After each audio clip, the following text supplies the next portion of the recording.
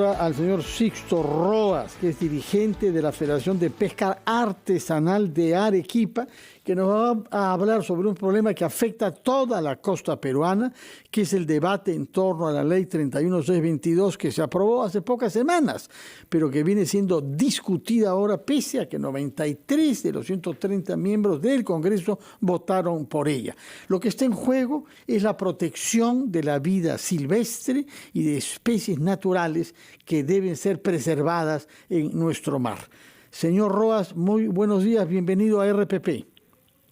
Muy buenos días, señores. Muy buenos días. Gracias por la entrevista. Estoy dispuesto a las preguntas. Queremos, por favor, saber qué es lo que modificó la ley 31622 y por qué hay voces que se han elevado contra ella a pocas semanas de haber sido aprobada.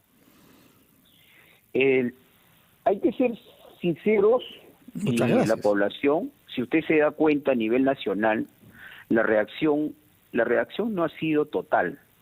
¿Por qué?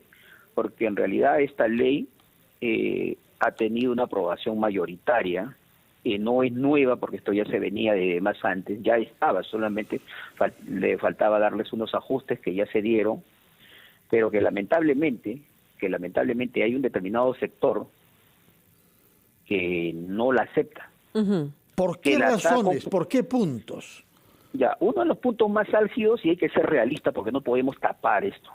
Ya, el Estado ha buscado, como se dice, articular, gestionar para preservar los recursos naturales de alguna manera y que no se vea afectada la biodiversidad marina. Sí. El verdadero pescador artesanal, estoy hablando del verdadero pescador artesanal, sí, ese que trabaja dentro de las 5 millas. Como usted, ¿no? Como usted y las personas que usted representa. Sí. Lógicamente, ese pescador llamado selectivo, ese pescador que usa aparejos de pesca selectiva, estamos hablando de él.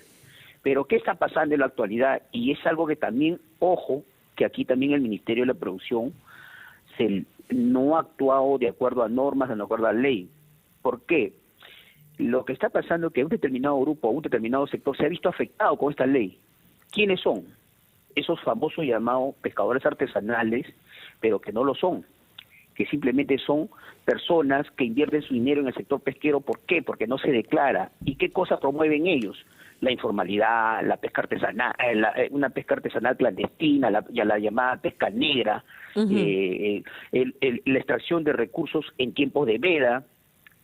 Son ellos y son las personas que se amparan en eso.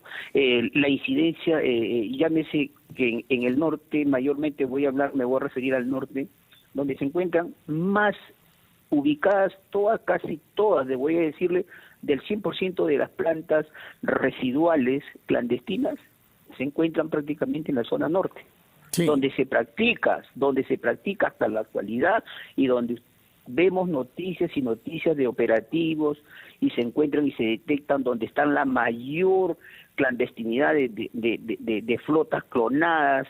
O sea, que quiere decir que el sector pesquero se ha incrementado gracias a esa informalidad, a esa ilegalidad. De acuerdo. Y hoy en día, con esta ley, ¿qué cosa está pasando?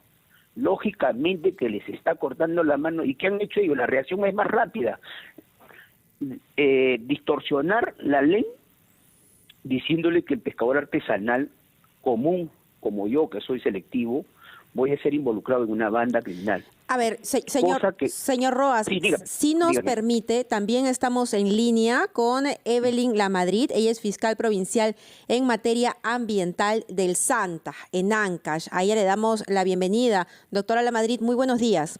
Muy buenos días, un gusto estar con ustedes. Doctora, esta ley modifica ciertos artículos del Código Penal cuya finalidad es fortalecer la persecución penal de los delitos contra los recursos naturales. Esta es una buena herramienta entonces para el Ministerio Público. ¿Cuál es su posición al respecto? Sí, efectivamente, estas modificatorias a los artículos 308B, 308D, 309 del Código Penal ha sido un acierto del legislador, porque con estas modificaciones lo que le ha dado al operador de justicia, entiéndase Ministerio Público, fiscales y jueces, herramientas para combatir ¿a quién? Al crimen organizado, a las mafias que se encuentran dentro del sector pesquero, de la actividad pesquera. Y además de esto, no solamente contra el crimen organizado, sino contra un clamor de muchos pescadores artesanales.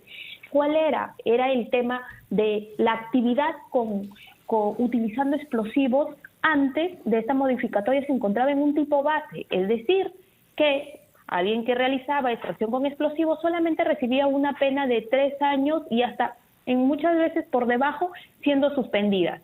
El pescador artesanal sabe muy bien que la realización con explosivos en esta actividad es totalmente letal, no solamente para el recurso hidrobiológico, sino para la biomasa y para el fondo marino, donde muchas veces la zona donde se utilizan explosivos prácticamente lo dejan inerte. Y señora fiscal, discúlpeme por favor, quisiera que explique a nuestro público para qué se usan explosivos bajo el mar, bajo la superficie del mar. ¿Para qué? Para que los peces, un cardumen, muera. Las ondas expansivas hacen que el recurso hidrobiológico muera y estos salgan a flote. Entonces es una posición más fácil de poder extraer recurso hidrobiológico porque salen a flote, lo recogen, lo ponen en sacos y lo comercializan. Se dan cuenta de que el fondo marino, como son ondas explosivas, también daña el ecosistema donde los recursos es una práctica que ha quedado prohibida agravada por la ley, ¿no es cierto? Y hay penas graves por eso, sí. Ha quedado ahorita con esta modificatoria, ha quedado como una agravante. De acuerdo. Usted ha dicho que hay mafias que practican este tipo de actividad explosiva bajo la superficie del mar para pescar con más facilidad y más ganancia, naturalmente. ¿Hay personas detenidas y condenadas por esta práctica? Hay organizaciones criminales que se dedican a la actividad de pesca.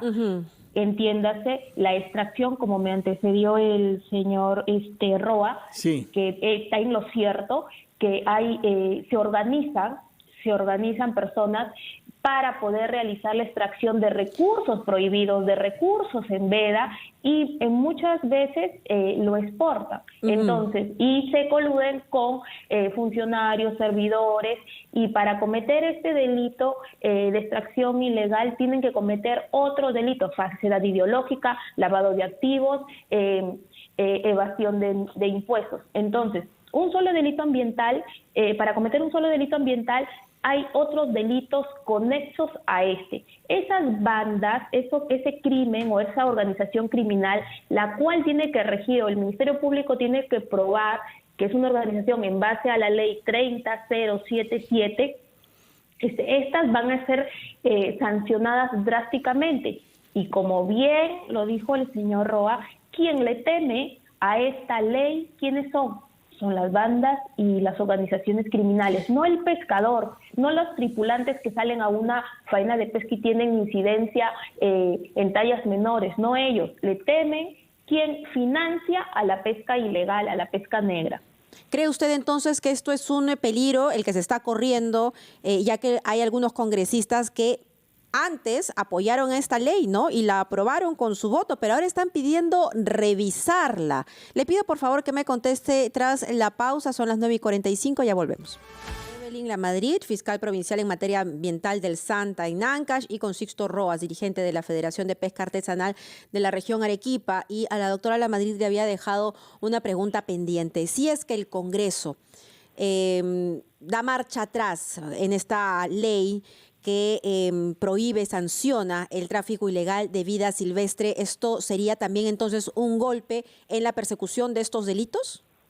Los congresistas deberían tener en cuenta primero que numerosas especies acuáticas hoy en día están siendo afectadas tanto por la captura y la pesca ilegal. Además de la comercialización de muchas de ellas, las realizan mafias totalmente bien organizadas y que son encargadas de financiar a los extractores y a los acopiadores de estos recursos hidrobiológicos para luego procesarlos y traficarlos.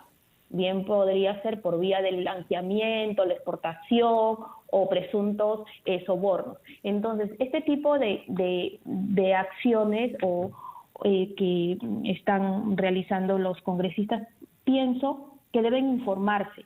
primero tienen que poner en primer lugar la sostenibilidad del recurso hidrobiológico, porque gracias a ellos podrá haber una sostenibilidad en el patrimonio del Estado. Entonces, para esto, antes de que se tome una decisión o antes de que entre a discusión, que pongan en primer lugar los recursos hidrobiológicos, que pongan en primer lugar la actividad de muchos pescadores legales que realizan de manera sostenible y de manera amigable con el ecosistema.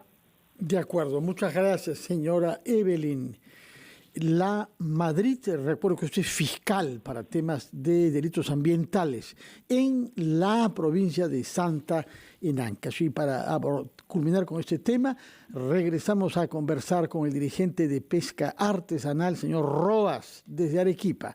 Señor Roas, ¿cómo reacciona usted ante lo que nos ha dicho la fiscal La Madrid? Lo ha sido tan explícita y tan clara y lógicamente contundente de lo que es esta ley. Y lastimosamente hay un determinado sector que no la acepta ni la va a aceptar porque quienes año tras año han estado cometiendo este ilícito penal. ¿Cuál de ellos, por favor? ¿Cuál de los ilícitos? Porque hay varios, ¿no? Más que todo, la extracción de recursos hidrobiológicos en tiempo de veda, el financiamiento de extracción de recursos no autorizados en zonas protegidas, todas esas incidencias suman a la pesca ilegal, el procesamiento de recursos hidrobiológicos en plantas no autorizadas, que no tienen permiso. Eso contempla toda la informalidad y la ilegalidad. ¿Y qué cosa genera esto?